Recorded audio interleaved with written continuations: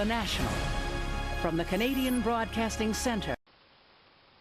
Good afternoon, viewers. This is Stephanie Breck on CBC News. Today I'll be showing you a police pursuit, a flood in Sherbrooke, and trafficking of human organs.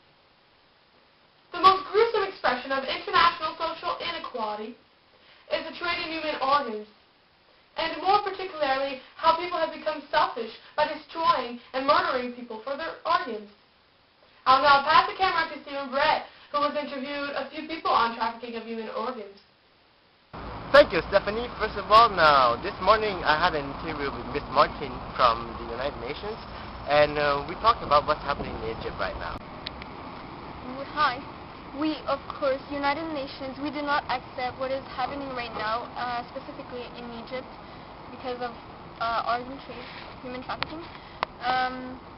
This was declared as the worldwide situation in the 1980s, but it was more a big problem in Egypt in 2006, 4 years ago.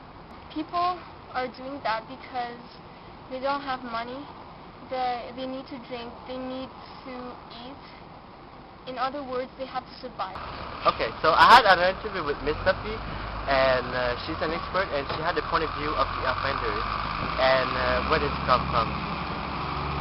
Hi, Stephen. First of all, we all know that there's two types of offenders on this problem.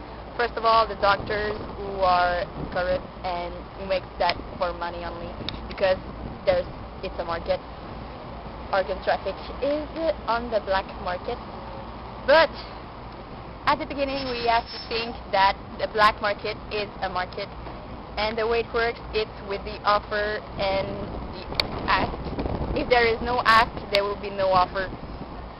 So it really begins with the person who are desperate, who wants to save the life of their children, fathers, grandparents. Thank you, Stephen. We'll now take a short break, and after the break, we'll be back with the flood in Sherbrooke.